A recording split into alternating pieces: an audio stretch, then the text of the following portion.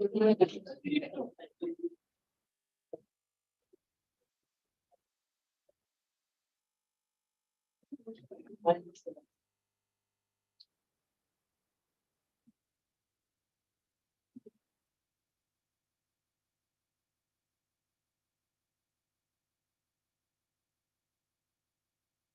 all supplement with, can we start?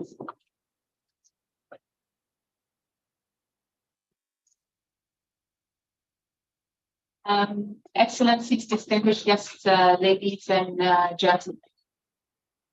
In the interest of time, permit me to just say all protocols observed. Permit me to start, first of all, by welcoming each and every one of you to the AU Observer Mission and to this important event on WPS, African Women on the Peace Table, Lessons from Sudan, DRC, and the region. This event also marks the commemoration of the 23rd anniversary of the UN Security Council Resolution 1325 and will offer an opportunity for reflections on the SDGs report. We're gathered today at a time when the world is in a very difficult place, where the international system and multilateralism is being tested, where the selective implementation of international law is being questioned. But I think this gathering tells us that we must not hope, and that we must, in our own small ways, support our sisters and brothers in Africa, the Middle East, and in Europe in their struggle towards finding peaceful solutions to the challenges confronting them. We must find ways to encourage the international community to recommit to the obligations under the Charter of the United Nations. Our hearts and minds are with all those in conflict zones, and we pray for a more peaceful and just world where every human being can live in dignity and in peace. Ladies and gentlemen, we're also reminded today of the fight for gender equality since the days of Beijing Declaration and the Platform for Action. We're reminded of Resolution 1325 and many more regional and global frameworks that are meant to guarantee a better inclusion of women in decision-making processes and pave the way for more inclusive, peaceful, and prosperous societies in line with Africa's and the Global Agenda 2030. Our discussions today will provide us the opportunity to discuss women inclusion in decision-making, especially when it comes to peace talks and dialogue. Today, it is important that we use the gender lens in all our considerations and make sure that gender-related issues are integrated and high on our agenda at national and global levels.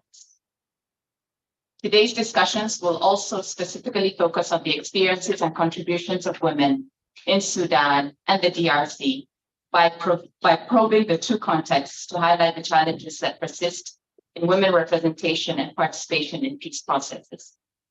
More importantly, we shall uncover the innovative strategies that women have used to organize and make recommendations to member states and intergovernmental organizations supporting mediation processes on women's representation.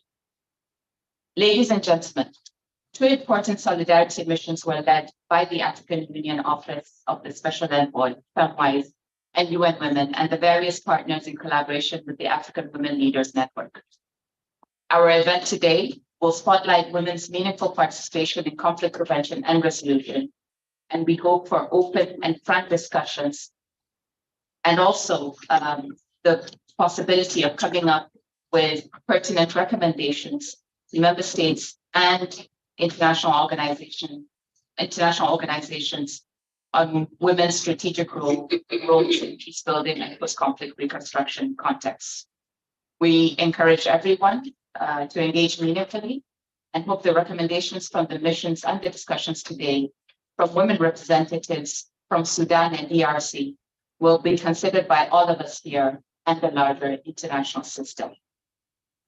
With those few words, ladies and gentlemen, permit me once again to welcome you all to this event, and I look forward to a fruitful and engaging discussion.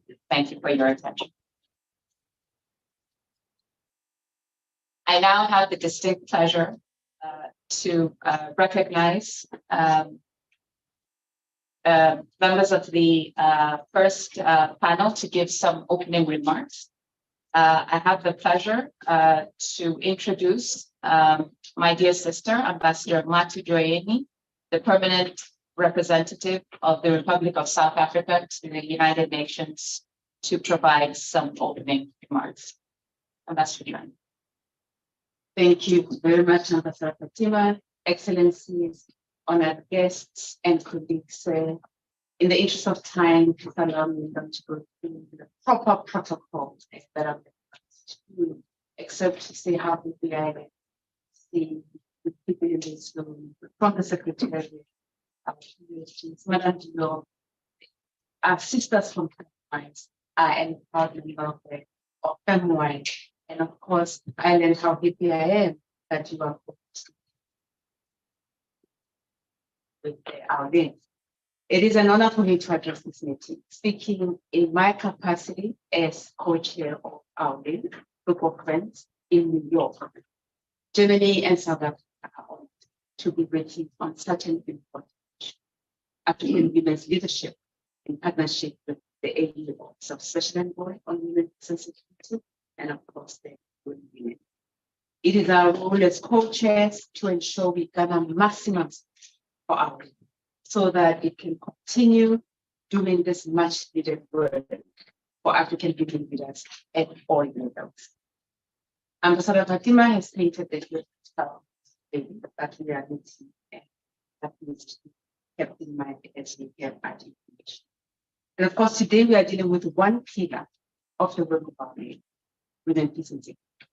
But it is important for us as member states in particular to note and remember that there are other 5 areas in which our women carries the much needed work with regards to the empowerment of women, enabling their full and meaningful participation in all aspects of civil and today we are focusing on providing a platform for debate and discussion on the importance and critical role that women play with regard to security areas. And I will not take time elaborating on 2025 and 249 with South Africa and put forward there during our 10 years. Except that we now all know that women possess them and how important it is that women are part of, whether it's the design of these processes, the actual negotiations, or the drafting of these agreements, transitions, political transitions, and post-conflict reconstruction. It is all. Now, while member states support the equal and meaningful participation of women, and many have national action plans, it is clear that practice and the reality of it is far from what we seek to achieve. And the SG's report confirms that we still have a long way. The question we should be asking ourselves is, why is it so difficult to include women in all aspects of this? Enough research is pointed to the value of an inclusive approach. And the concept of this specific meeting is stated very well, that women, peace and security is a right issue as much as it is. Today, we will hear from the women of Sudan and the women of DRC. Just to say that I'm a strong believer, Madam Gio, in the solidarity missions that are women. They are in, and it's just what women and builders need on the ground to carry on fighting and taking space and responsibility that makes a difference for all human beings and indeed for our communities and societies. And in the last few months, colleagues, we have had 2 meaningful engagements with our law. And thank you, Madam Dio, for making that. And each one of those. One was with member states where we explained the work of our lead, and Madam Dio did that. And the other one was on the margins of UNGA with UNDP, focusing on political leaders and the challenges in the place. Germany and South Africa are keen to follow up with member states on the meeting that we did of our people, where the full communication was made. And we lobbied for support. And in the months to come, we will be contacting you as member states to see how do we take this way forward and to look at what is possible.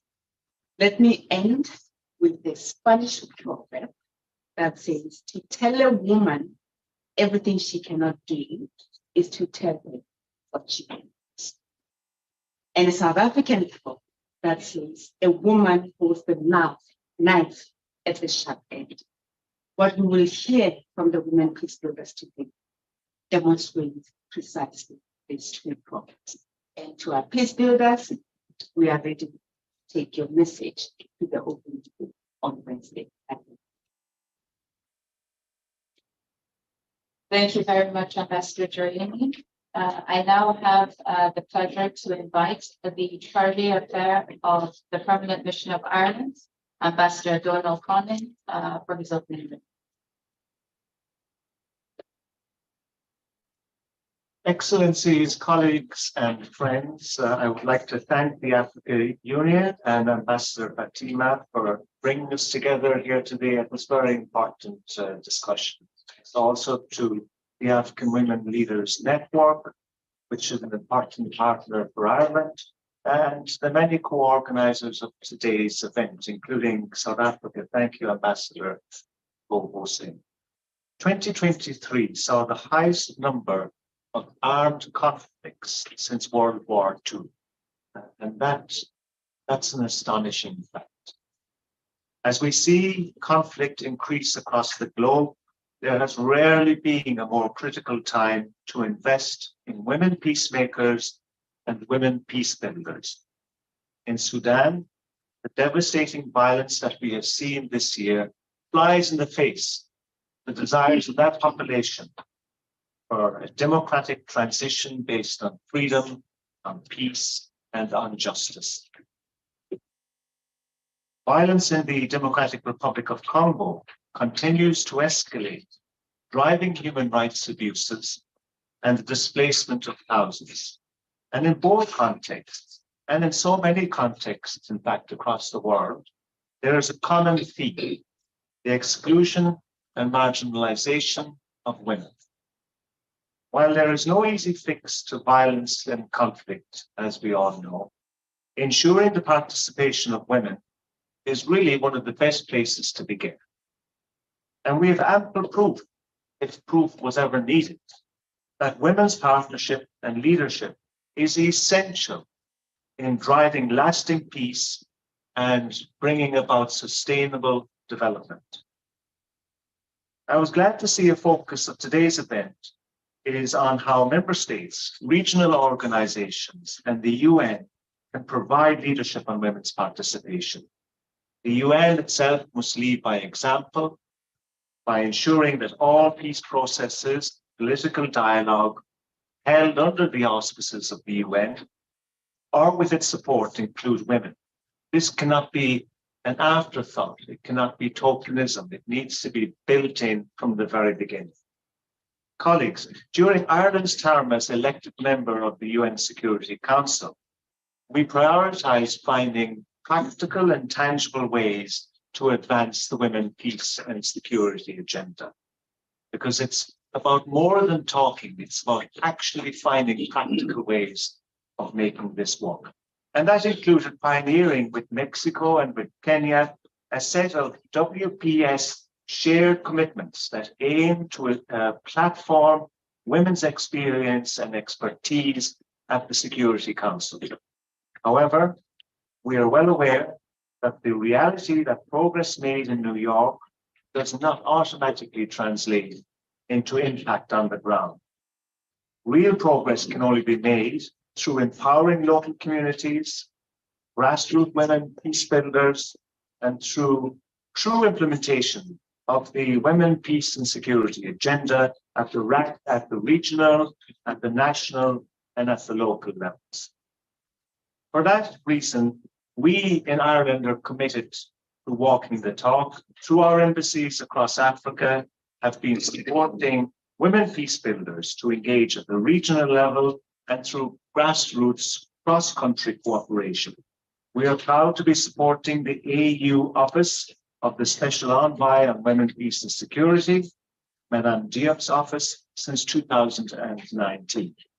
This has included important OWLIN-related activities such as the intergenerational consultation and the Youth Caucus annual retreat.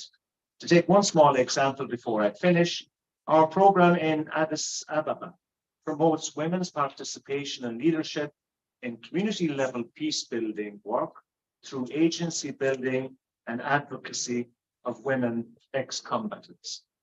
In my own time in Uganda, in 2016, we supported the Women's Situation Room for the elections then. Great to hear from our colleagues here in the room that that Situation Room was expanded in 2021. And I saw for myself firsthand how important that was in diverting bubbling conflicts and ensuring that common sense prevailed in the running of those elections. We also recognize the very important role of UN Women in providing institutional support for the women's rights organizations working on women, peace and security, and great to have UN Women here today. Platforms like OWLIN and the many women's organizations we will hear about today are therefore instrumental in implementing the Women, Peace and Security agenda. I look forward to our discussions here today and hearing firsthand accounts of how important this is and the practical examples of what is working and how. Thank you very much. Thank you very much, Ambassador. We've heard, ladies and gentlemen, from our member states, I think two critical things.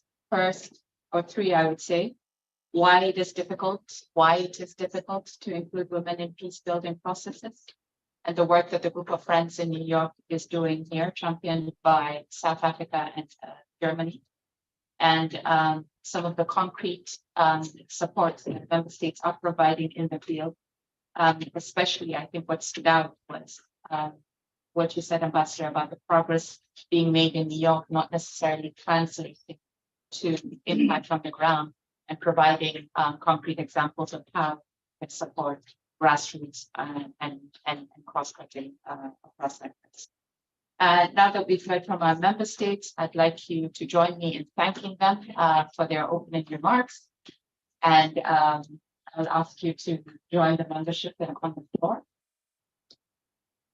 Thank you very much.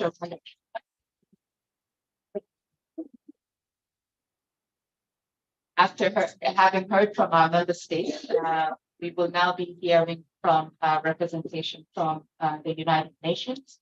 And I have the distinct pleasure to invite two distinguished representatives. Madame Sima Sani Bahous, the Executive Director of UN Women, please join me on the podium. And Sir Jean-Pierre Lacroix, USG for Peace Operations at the United Nations, CPPA, United Nations, to also please join me on the podium.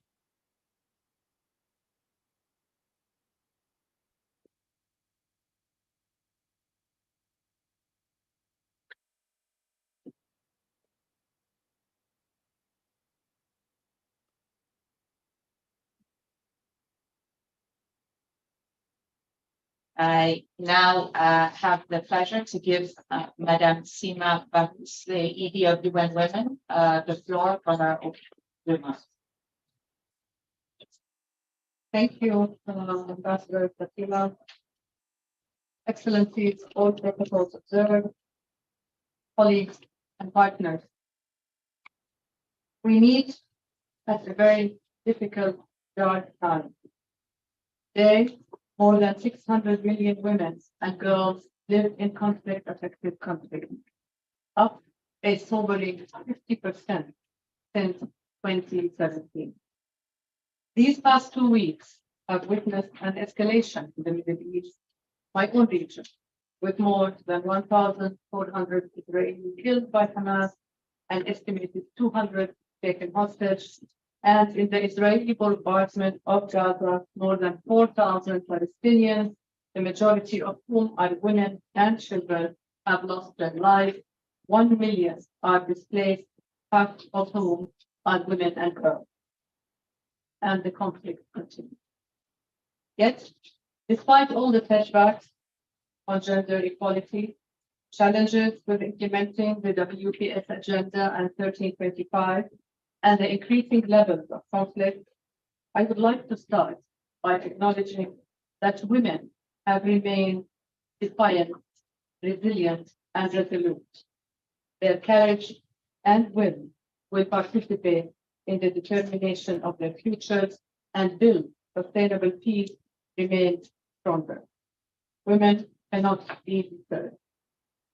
In an increasingly unpredictable world, one of the unifying factors that holds across the world's crises and seemingly intractable divisions is that women continue to agitate and to work for peace. Often, they are the invisible threads that hold their communities together. They know the needs of their families and neighbors. They negotiate local ceasefires and humanitarian access. This is true in Sudan, in Myanmar, the Sahel, Ethiopia, Afghanistan, the occupied Palestinian territories in Gaza, DRC, and the Ukraine. We work and pray for them and for peace. And this is why we are here today.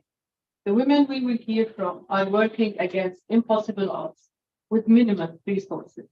Their efforts to build peace must be lauded and supported and should not be lost in the din of how the world's duty bearers are failing to meet them halfway.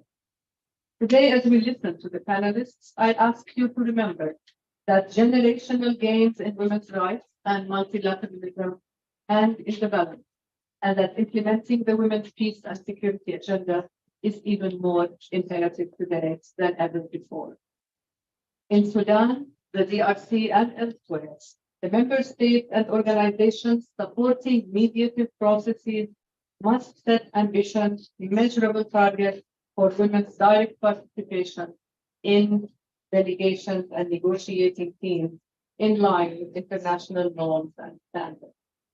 We must support women financially and create spaces for civil society organizations to engage. And there must be justice for survivors of conflict-related sexual violence.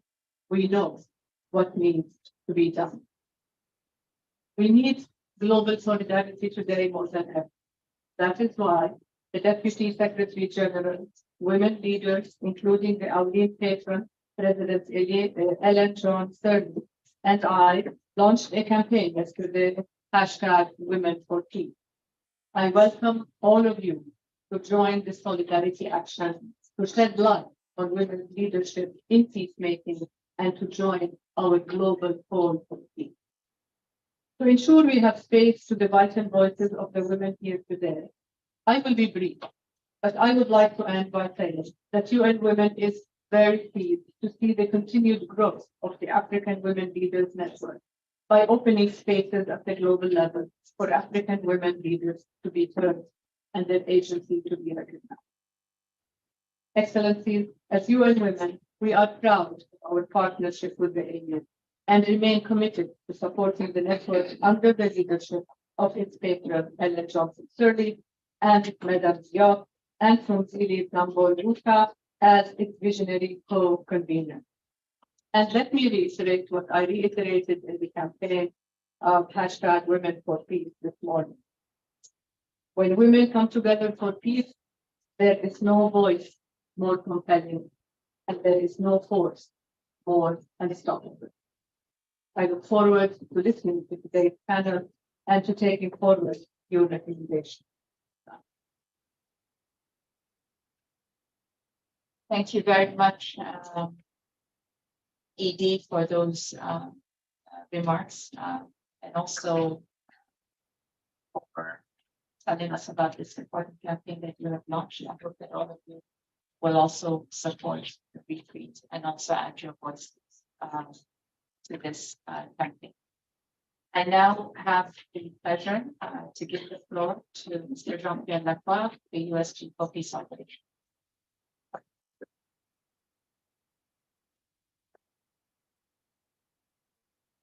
Thank you very much, and a very good morning to all of you, Excellencies, ladies and gentlemen, dear colleagues.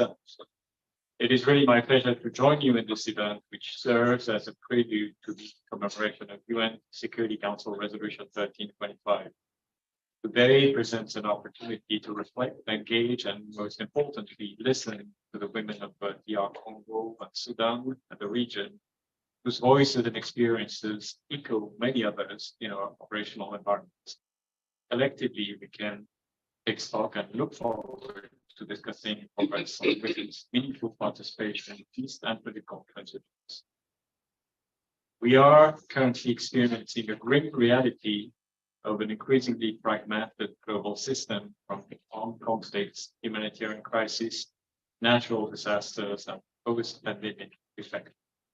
Needless to say, that current event in the Middle East in particular was only reinforced this grim sense of reality.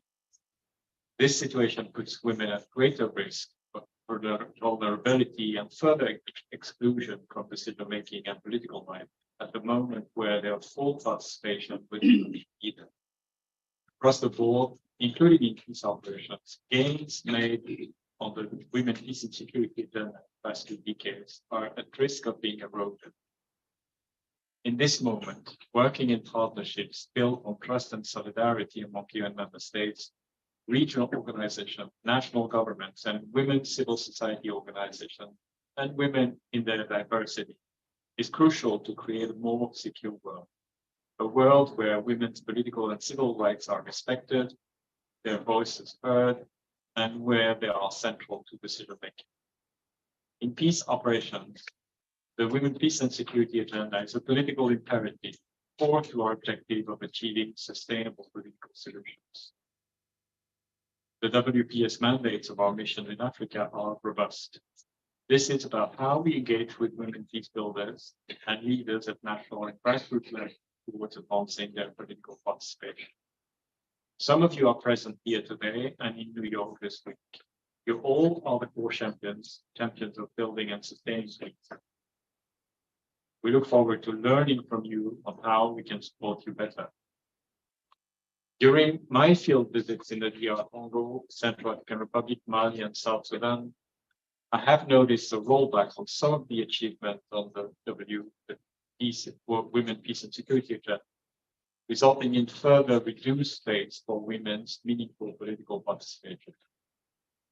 I learned that building partnership with local women leaders, peace builders, women ex-combatants, and human rights defenders and their networks is important and a key enabler to sustain peace. Our Action for Peacekeeping initiative, as well as the new agenda for peace, put women at the core of our efforts, building their capacities, resourcing, and advocating for their engagement in peace and political processes in paramount. À titre d'exemple, la MONUSCO a organisé en septembre à Bunia et lundi dernier, en concertation avec les leaders de la société civile et les femmes politiques du chef-lieu du territoire de Mali, un atelier de renforcement de capacité à l'endroit d'une 50aine de femmes politiques et de la société civile en matière de stratégie électorale, de communication et de techniques de plaidoyer. Et ces actions vont s'étendre aux 5 territoires de la province de l'Ituri. En outre, dans un contexte de tension politique, nous avons vu les femmes congolaises plaider avec succès en faveur de l'augmentation de la représentation des femmes dans les instances de prise de décision, conformément aux dispositions énoncées dans la Constitution congolaise. Leur participation au processus de transition est aujourd'hui cruciale à la stabilisation et à la gouvernance de la République de la Congo. À l'approche des élections de décembre 2023 en République démocratique du Congo, nous nous trouvons dans un contexte qui peut être favorable et devons soutenir la dynamique politique permettant de garantir la participation entière et effective des femmes au processus électoral, à l'abri de toute forme d'intimidation, tant en tant qu'électrice que candidat. So this is an example of what we are doing in a very concrete manner in the DR Congo. I am confident that our discussion today will take a step forward as we build and sustain peace by advancing women's meaningful participation and leadership in the African region. As I conclude, I wish to invite all of you to celebrate as the remarkable role of women in building and protecting peace. On Wednesday, 25th October, we are highlighting this through a campaign titled Peace Begins with Her, happening in front of the United Nations. Thank you. Thank you very much. Thank you very much, Mr. Lafont. Thank you for reminding us and underlining the importance of partnerships, solidarity, and trust, but also the imperative of the WPS agenda for building peace. Ladies and gentlemen, please join me in giving our two representatives a round of applause and thank you for listening.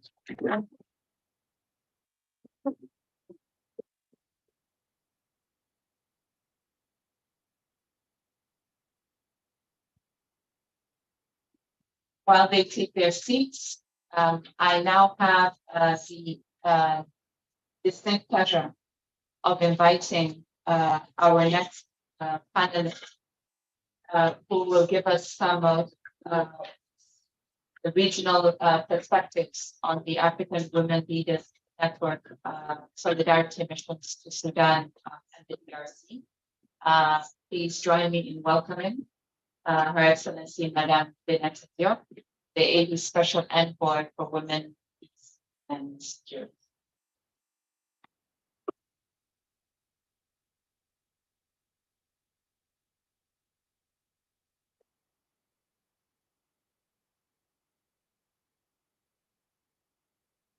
Thank you so much, Ambassador Fatima, my sister.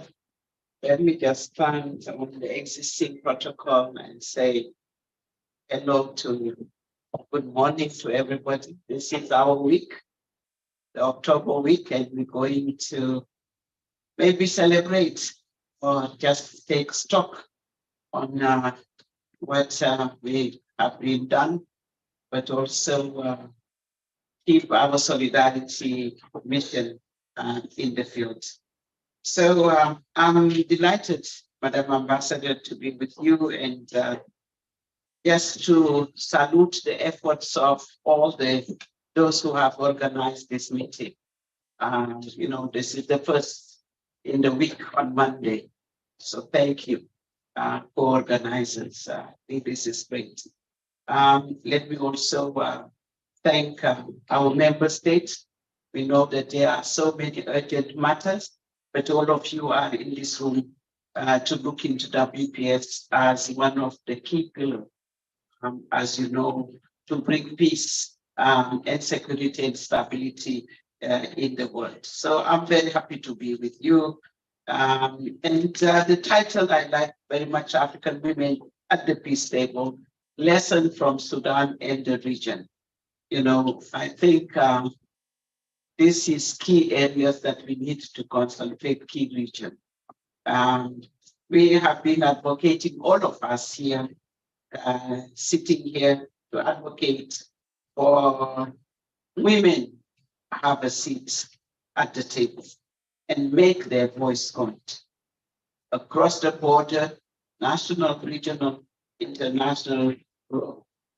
So we must not forget women and girls that are always the victims, but which say, no, today we are the survivors because they are the one who has resilience. Just last week, I met with women. I was with Ambassador Fatima in Cairo and closed the door with some of the women, especially the women of Sudan, and some of them in conflict zone. And they said in this global context, as you have said, Ambassador Fatima, they call themselves not just victims, not survivors, they're calling themselves the forgotten women in war. So we need to remember that. That is something that women are falling against themselves because they are facing difficult situations. So here in my mandate as a special envoy on women, peace and security of the African Union and the co-convener of the African Women Leaders Network, you know, I really thank those who are really supporting us, the friends, South Africa and Germany, here in New York. Without you, Ambassador joining, we would not have this constant alert on women's rights in New York. So thank you to be in solidarity with our sisters and the people of DRC and Sudan. You know, I think our commitment is demonstrated by our efforts, including through the recent solidarity missions, as you mentioned. The mission demonstrates our unwavering commitment to advancing women's participation and leadership in peace building, conflict resolution, and post-conflict reconstruction. You know, let me just share some of the outcome of our mission. And I think especially on the DRC, which we conducted in 2023, with the aim to amplify women's peace efforts, supporting survivors of the conflict-related sexual violence, and advocating with relevant stakeholders, government, we met the highest level, but also the local authorities to demand for the inclusion of women in peace process and in the upcoming general election.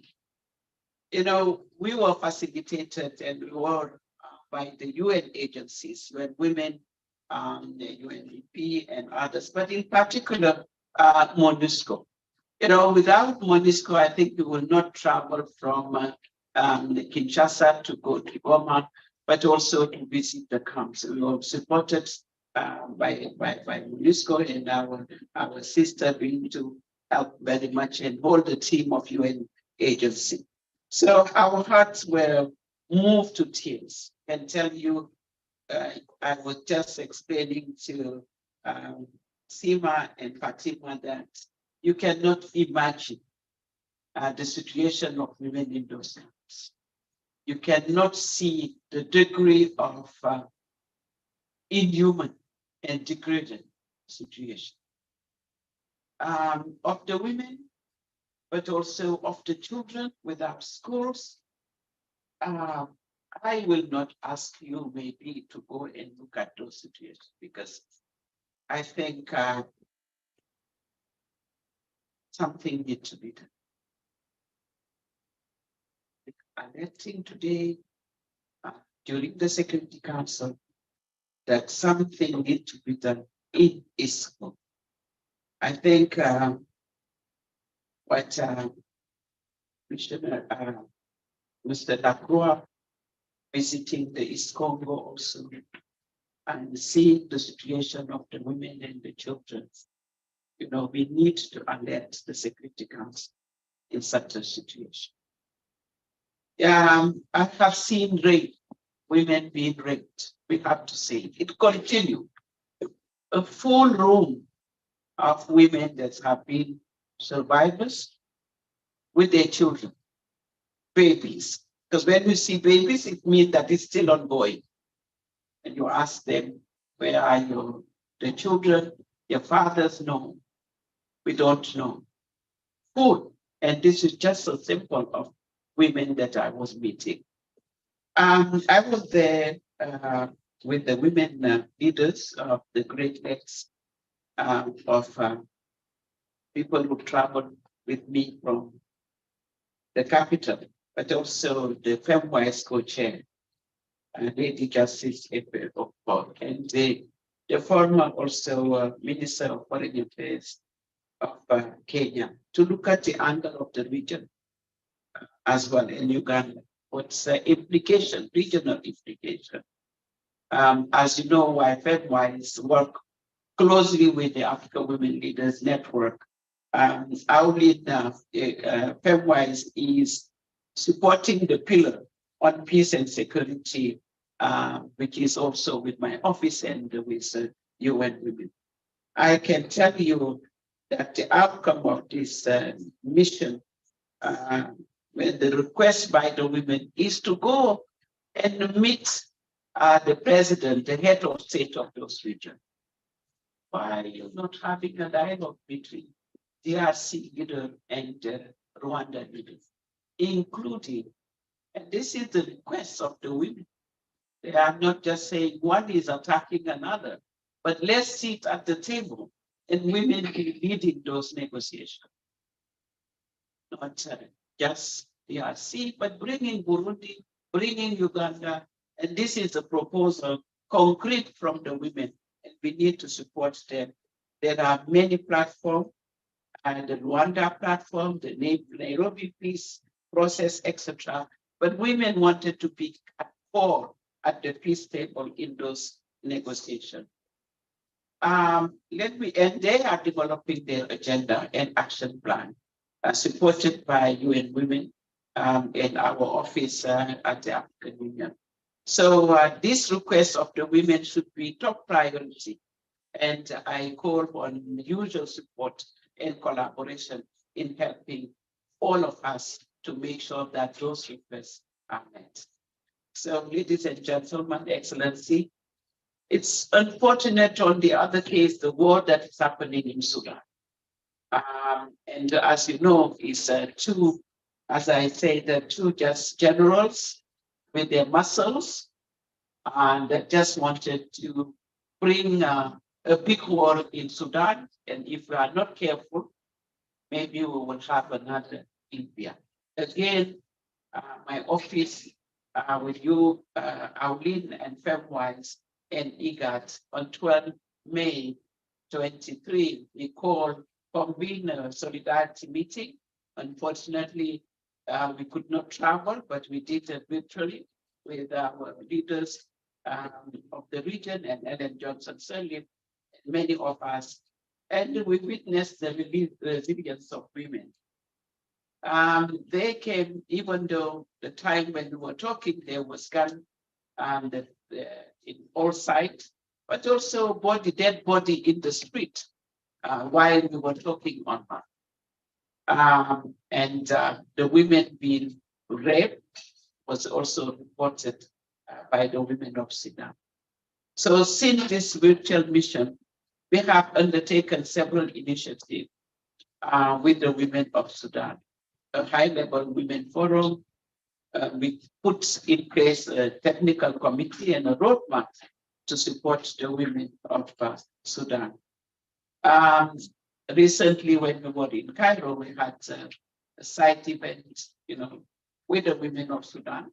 But also last week, UN Women have convened with IGAT, my office, and others in Uganda, the women of Sudan in the region, with the International Peace Center. I think they are represented here, a delegation. They were hosting and training the women of Sudan to have an agenda for peace.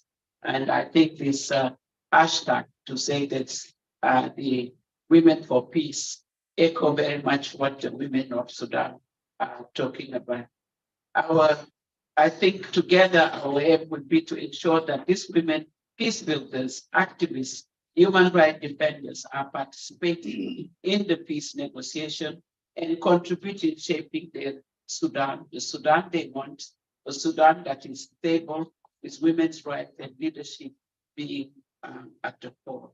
So as we move forward, Excellency, we commit to continue our advocacy and support for the women in the DRC, Sudan, and the various regions of Africa. We concentrate on this region, but I can tell you we are also in the Sahel, in Mali and other places where we are talking with the women peace builders.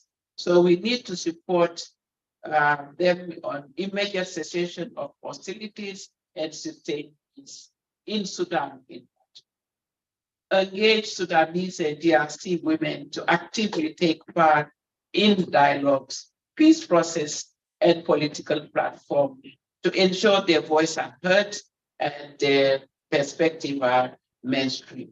A platform that we are all building, which we have convened today to do just that, all of us together to support the women of Sudan and DRC.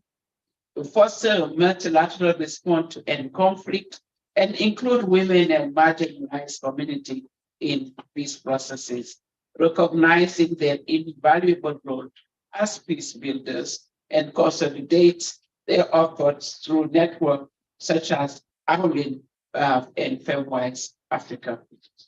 prioritize the protection and support of women and girls and vulnerable groups in humanitarian response in Sudan and other conflict-affected areas. Finally, renewing prior commitment from the local and international community towards support and advocacy for women's effort in search of lasting peace and stability. I think the African Union stands firm, committed to support women of Sudan, but also women in DRC and women in the region. In fact, in December, as you are here, we will be sending you an invitation to attend what we call the WPS forum in Addis Ababa, the WPS forum on women, peace, and security, where we will launch this, the chairperson report on WPS in Africa, which will contribute to what is happening in New York with the history report to highlight those countries, the effort of the country, African country, that have adopted national action plan, but to measure how much they are implementing their action plan. So again, thank you for your attention, and our collective efforts should continue to advance the cause of women, peace, and security in our continent, but beyond as well. Thank you so much, Excellency. Thank you very much, Madam Diop, particularly for reminding us about the forgotten women in war, but more especially the importance of field support, especially within the context of our partnership, AU, UN, and more importantly, shedding light on the dire humanitarian situation, both in Sudan, the DRC, but also underlining the need and the call for support for the women to ensure inclusion, to ensure mainstreaming, and to ensure that we live up to our commitments as the international community. Ladies and gentlemen, please join me in thanking Madame Diop for her speaking.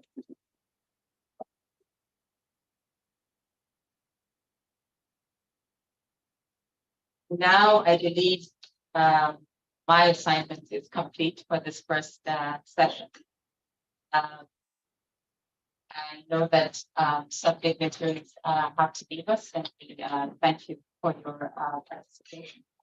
The next session will be a very interesting one, and it will be a session we hear from practitioners, people from the field.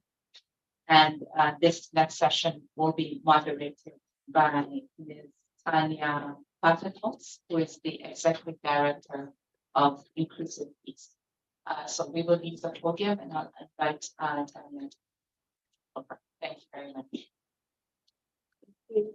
So a round of applause for Ambassador Fatima.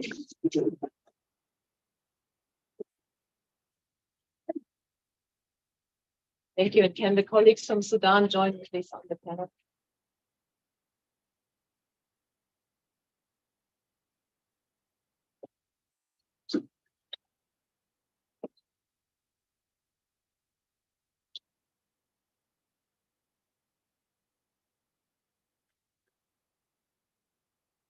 Thank you. Thank you so much, Your Excellency, and welcome, Your Excellency, Madame Diop, distinguished guests, ladies and gentlemen, and all protocols.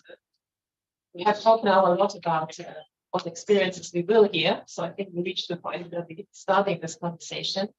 I just wanted to sort of start by saying we have now heard the first session really about sort of the absolute crisis models the world is in, and all the suffering and the victimhood of women, but also about the challenges and but also the opportunities.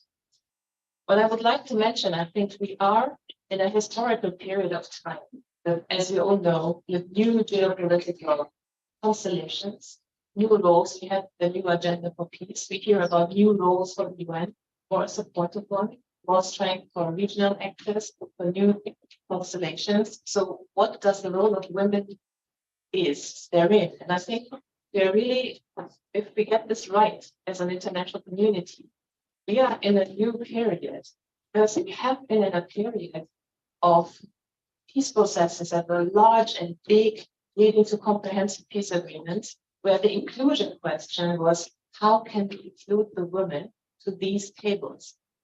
But now we see that the reality has shifted. The reality has created new spaces. We see national dialogues. We see civilian-led processes being. Madame Diop just talked about that the women that have asked for, they are starting a process. So we see suddenly a shift, and this shift is a very interesting one, because this is an opportunity where we see that reality has catapulted basically women into the driving seat. Women start processes and are at the forefront of civilian-led processes. And this is not just now, as it was in the past. There are some nice initiatives on the grassroots. Let's link them up. No, what we see is there are top-level processes supported by women, and we want to hear more about this now. So if this is the new normal, the inclusion question we have to ask ourselves is a very different one. It is a one where we have to ask ourselves, if we have now civilian-led processes with women on the forefront therein, what are we doing with the armed actors? How can we include the armed actors into the new reality of peace? So the inclusion question is basically turned around. And I think Sudan is actually making history here. It's potential to do that. I think if we support them, right? And because in Sudan, we have seen the women on the forefront in the revolution. And now the African Union has announced to support a civilian-led peace process. But we already now see that the question is not, can the women be included? Already there. They're driving it. The big question, if you ask now, also the big actors who are involved, the big question is what to do with the army. How can they not become spoilers to the process? How can they still sort of settle the ceasefire and the humanitarian access? So we're really turning around everything. And now we want to hear. I'm starting this conversation with our sisters from Sudan, and then we'll invite our sisters from DRC. So I'm starting here today with our colleague Fatima Hashim to my left. She's a passionate, powerful feminist and a women's rights activist from Sudan.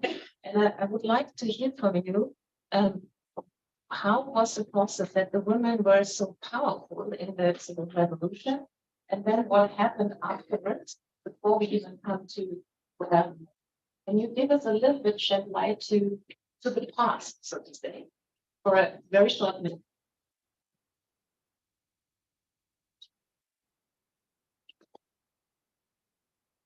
Otherwise, just go.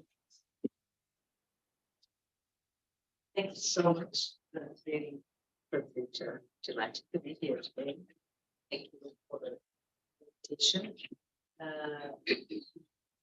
Your question regarding the participation of women, the revolution, I think it came as an outcome of the 30 years of oppression, subordination to the Islamic regime that we have lived with in several generations or lived that oppression as well. So it wasn't a surprise to have such a crowd of young women and women be part of the revolution. Not only that, actually leading the revolution. And when they have a message, they have a vision, they wanted to have a country where they are respected, they have dignity, they call for peace, freedom, and dignity.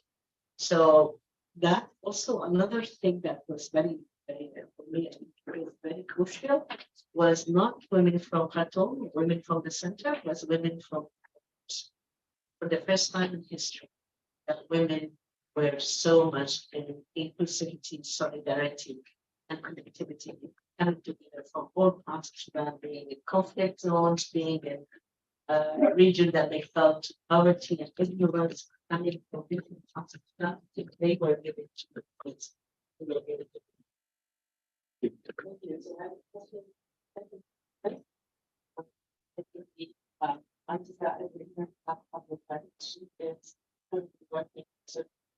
Also.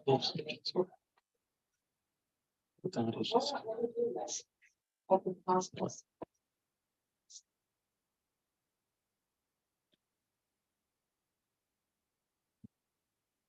So, yeah, I'm so glad. I think the greatness of this, we were able to sit in the table, navigate the political space, which is around political participation. Because I mean, political participation in Sudan, like in other countries, it is through the political parties. And in Sudan, the structure of the political parties for women to climb up the ladder and to be in the senior position, they have to spend a long time into the political process, into the political parties. And unfortunately, due to lack of training, etc., for women not being in the public space for a long time, they were unable to be in that senior leadership. So what women in Sudan did, they associate themselves into the professional associations, which are associations of doctors, nurses, etc. And it was a way which had been created to shift the dynamic of power. Instead of being with political parties, they were able to be with other new entities that gave them the opportunity to be engaged.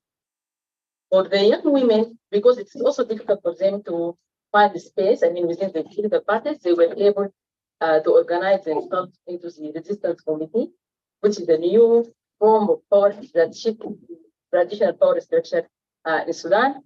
And I'm here very glad to see Marwa Jibril, who was able, she was very supportive for the revolution in Sudan, not only in Sudan, the periphery, etc., but also outside Sudan, in London. We see her, I mean, she inspired many young people in Sudan for the revolution and for the great change which took place in Sudan.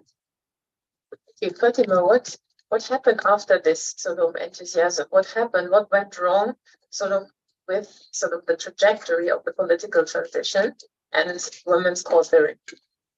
Well, I think Sudan is also like many other countries in Africa and the Middle East that is hierarchical, and all these systems from family up to the public spaces has been challenged, and the women were able to challenge it.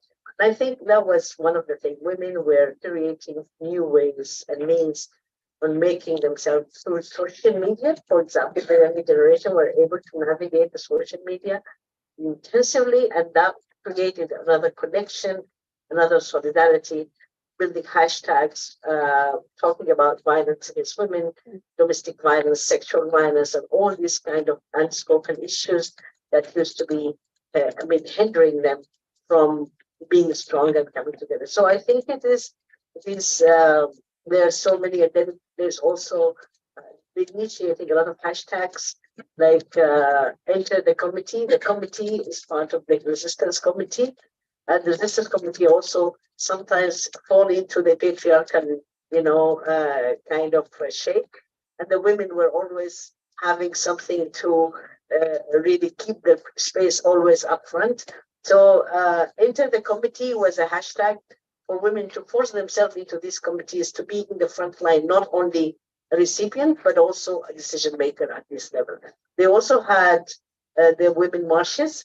This is made not only on the 8th of March, at different levels, they called for certain kind of rights, and they connect themselves not only in Khartoum, but also Khartoum in the Eastern Sudan, Port Sudan, and other places. They collectively had been on the streets calling for rights of people, not only women's rights, because they think right to education, right to health, reproductive health services, and all these kind of, and then violence against women, ending violence, having measurements, changing laws were always in their upfront, and trying to bring that into the government tables. Thank you. And Antisa, where are the women now in the preparation of the civilian-led peace process? Thank you. As Her Excellency Binta had said, I mean, last week was a remarkable week, and this week as well, where we witnessed many women, young, I mean, different generations from different places in Sudan and in the diaspora. They met with the support of women and the African Union as well in Kampala, where they were able to develop women peace and security agenda, and there are many issues which have been discussed during that important conference as well. There is right now a meeting in Addis for the broader civic front, where there is women are there. I mean, women from different spectrum, different intersectionality are there in that meeting. And I'm glad to say that, I mean, that meeting had come into existence because of the call from one of the resistance committee in Al-Haj Yusuf in Khartoum, which is one of the said residential area in Khartoum. So women are there, I mean, in the international forums, and at the local level, women also are preparing themselves for gender and beyond by conducting consultations with women about their needs, their inspiration, what they want to see after the ceasefire. I mean, and what would be the role of women in the ceasefire. I just want to also add to what Star said. There were 400 women that being consulted before the conference in Kampala.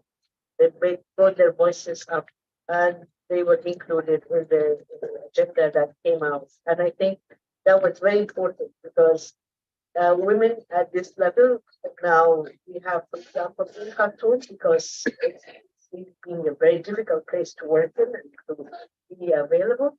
There are 24 emergency feminist rooms that are helping women who have been raped, who have been helping women who have been pregnant, because pregnant women are also facing a lot of challenges.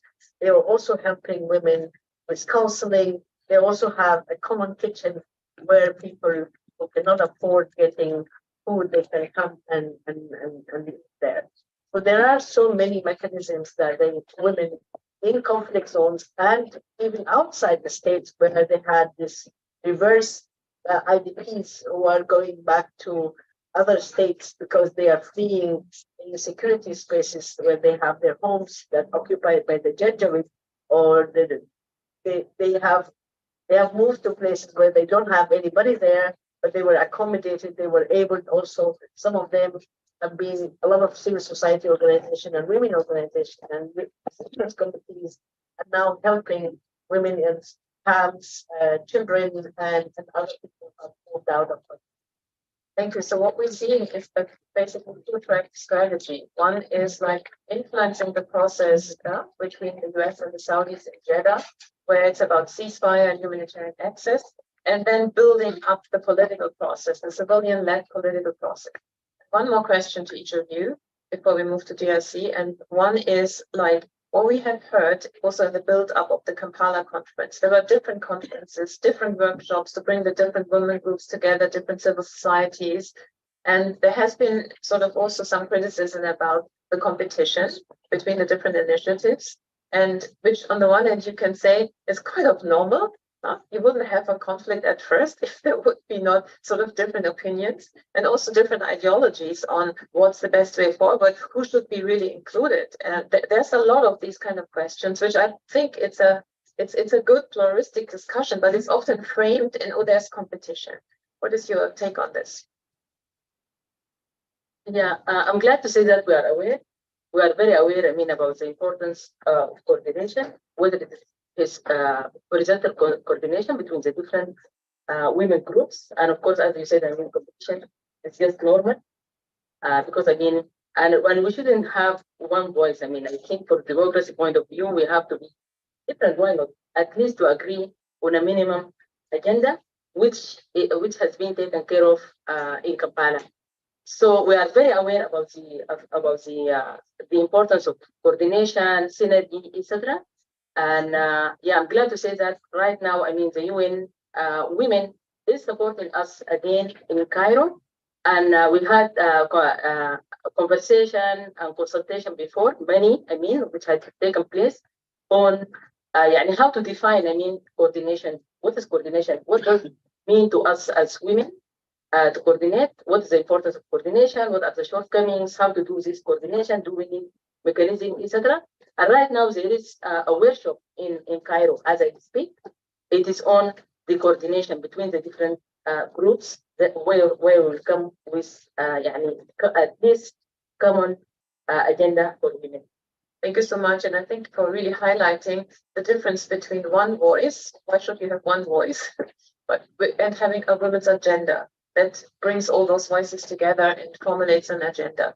Last question is, what is your recommendation to the African Union and the international community to basically help make these processes viable? First thing that I just want to borrow the word that this Britta said, that we are forgotten. We need to be kept in the record. We need to be recognized for the effort that has been doing. We need to be really put in the agenda, at least of the African Union and the UN, that we have been working hard to make peace in our country and settle down. Another thing that I think it's also very important is we need the AU and UN to support the civic space to remain, able to, for people, enable it for people to work, because now the civic space has been really shrinking because of a lot of arrests now for civil servants and also a lot of the civil society groups. They are denying activities to be taken place outside. I'm not talking about Khartoum, I'm talking about Jazeera, Port Sudan, anyone who wants to do any efforts, either they have been attacked by the security or they have been arrested. So that will not really allow us to work in a very good environment to bring peace or to work towards peace. The second thing that I think we need to also is to we don't need to have any kind of a political crackdown. Because now these peace processes being in Addis Ababa or in Jeddah, we really want the EU and the African Union and the UN to focus on these kind of peace, not only inclusion of women. No, we are there. We need to be there. We have to be there. But also we need them to watch that we won't have a civic crackdown. We won't have again the guns will be put into our faces to again start this process from scratch. And before I give it to Intisar, I have another important point that I want to here is that stopping the war of ceasefire. I think it is something that is a must. But I think what's next? Women need to be part of these processes. Women need to be part of peacebuilding, because I think they both work together. We need to be part of all these processes. It's a long term. We need to see. Other activities could be done, but now I'm just trying to speak generally that how we maybe talk later, maybe in another platform, how this could be implemented. But I think women are peace builders and peacemakers. They need to be continued, not only at the peace talks tables, but also beyond that, documenting cases, writing, making some tracks that will allow sustainability to the peace process. And it's a quick word on other recommendations. Thank you. Actually, as women, we are there. We are in all these processes, and there are no way for us to be behind. There are no way for us to step back for what is going on. We really need the support of the African Union, the UN, women, and the other international players to support us in our quest. For example, for the ceasefire, women has to be there, and they are there now, and they are preparing to have their own agenda in that by, for example, establishing a monitoring mechanism where it will be led by women, and the capacity will be enhanced in terms of reporting, observation, etc. So we are there. on all these processes, and we need support. And I think also we need support from the international community to support women who are champions for women political participation and women in. Thank you so much. No. Thank you so much. Give a round of applause to our colleagues. I invite the colleagues from PLP to join me. Please come up here. While they're coming up, let me just say, I think so we have heard the women are there. We have overcome this point of let the women please have a space. They just have taken the space and have created the spaces. So now it's really about how the spaces that are there, the political spaces, can be protected and can be supported. So I think, yes, let's point now and hear where we are in DRC for these processes. And welcome our panelist, Modi. She's a human rights defender to my left. And then the excellent Liberata Mula, I'm not sure whether it must need an introduction in this way.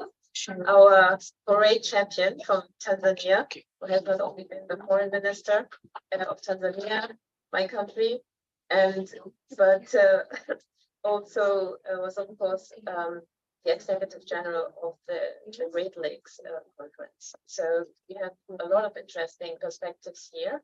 And I wanted to start with you and to say, where are we at in DRC? We have heard Madame Diop talking about that the women demand this process. Do you want to go like back where we were, or you want to jump right into where are we now? I leave that up to you.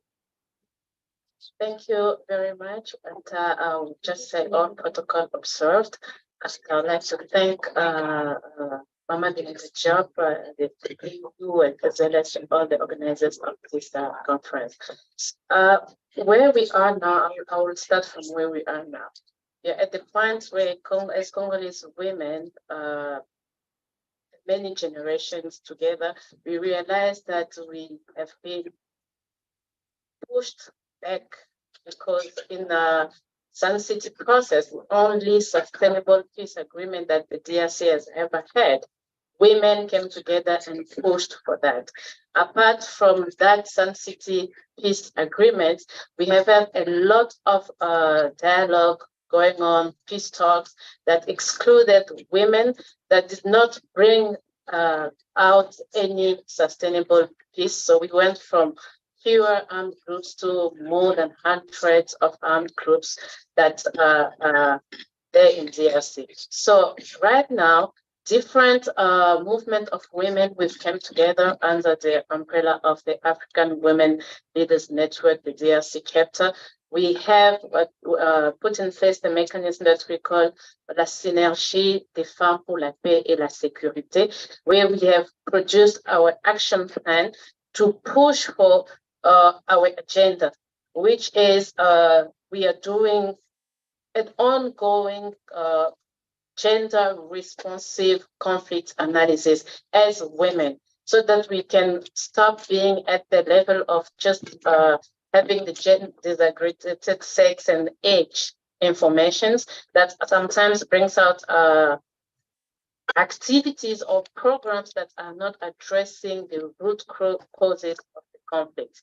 The other mission that we have taken is also having solidarity mission within the DRC, so that we can relate from grassroots to national level, because we know that from national to regional level, we have the support of other women and institutions. The example of the mission that Mama Diop held with other African women leaders.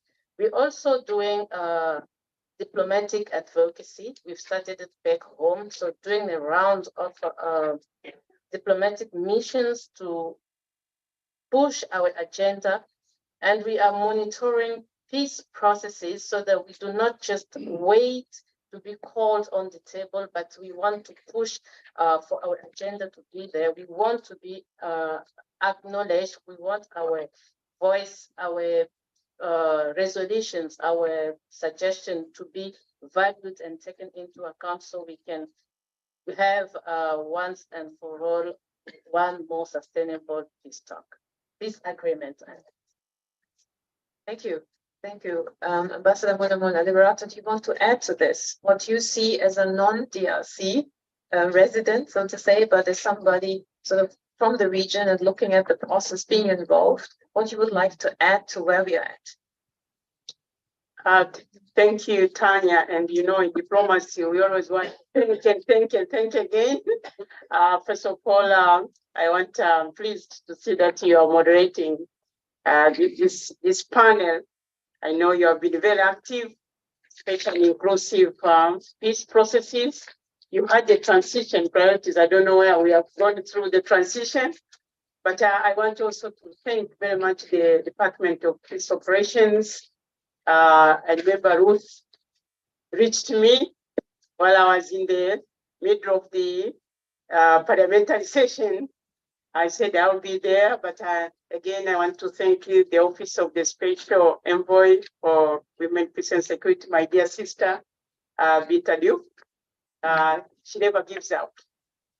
And fame-wise, Africa, who made in fact possible for me to travel across the continent to be here in time for this session. I know, Tanya, you are never patient without thinking and thinking, but I thought I should have started on that note. Yeah, of course, I was called here to share this platform with my dear sister, Modi from DRC. I'm here, of course, not to speak just for DRC. I'm here to speak for the region.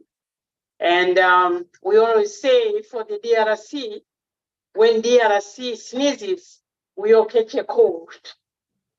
And for years, as you rightly say, Tanya, I've been involved in the peace processes in the Great Lakes region, and DRC was the raison d'etre of establishing the International Conference on the Great Lakes region. I led peace processes. Sad to hear from my young sister here that we have backtracked from the time of the Sun City peace processes. By then, statistically, while globally, there are only 2% of the women involved in the peace processes, by then, the DRC women constituted 12% of those who were involved in the peace processes. But then, again, let me say, everything has been tried in the DRC, especially Eastern DRC. You have heard of the solidarity missions. There have been countless of solidarity missions. I've participated in some. But then, and now with many peace talks, now as we are speaking, there is an ongoing two-track peace processes, ongoing in Nairobi, what they call Nairobi peace processes, and the facilitation of the East African community. And as you know, DRC just joined the East African community, so that has taken a track, which is led by the former President Uhuru Kenyatta. And then you have another peace process track led by the President of Angola in his capacity as the chair of the International Conference on the Great Lakes region. But of course, this morning we heard what MONUSCO has been doing. When the mandate of MONUSCO was extended in December, one of the key area of focus was the participation of women and the youth in all these efforts of prevention, protection, but also women participating in the electoral processes. You know, as we are speaking, I don't know the date yet, but come December, there will be election in DRC. My young sister will speak about it. But this is usually, for those who have been involved in the region, it's always make it or break it during the election processes. We managed in Burundi with the Solidarity Mission before the elections in 2020 to get the women to speak, but also get involved in the prevention. And it worked. So this is why my call is we need to get involved before things get out of hand. Because it's always exciting when there's a crisis, everyone is, they stampede. But I want to see stampede in preventing what might happen if at all the election takes place in DRC. I thank you very much. Thank you.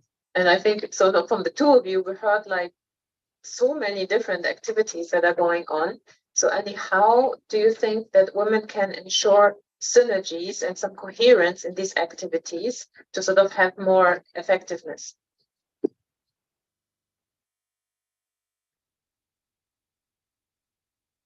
Yeah, I think the way to go is what we have done as Congolese women. To have a synergy where we have women face builders, women who are into political participation, and we need to push to have more women who are into entrepreneurship, because without economic empowerment, then again, it's really difficult for women to earn the space that belongs to them by right. We also are looking at intersectionality between conflict, peace processes, election, and economic empowerment that I was saying in the way that we are working. Because like my sisters from Sudan said, to have women on the peace table, the selection is being made by the stakeholders. And these stakeholders comes from political parties, which more than 95% are male dominated and male headed. So we have having less women in political parties brings the result. We will continue to have less women in peace processes.